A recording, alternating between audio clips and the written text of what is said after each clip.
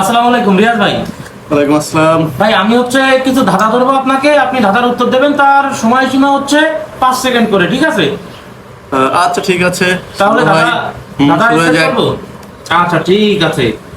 দিনে থাকে চোখে, রাতে তারে খুঁজে লোকে, কি বলো দেখি সে কি?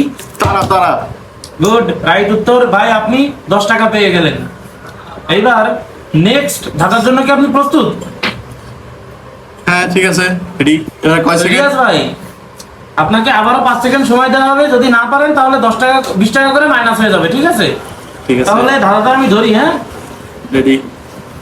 নেই নেই সে মানুষ, নেই সে জানোয়ার, তবু তার দাঁত আবার খায় ঘাস, ঘাস পাতার লতা পাতা। উত্তর কি বলেন?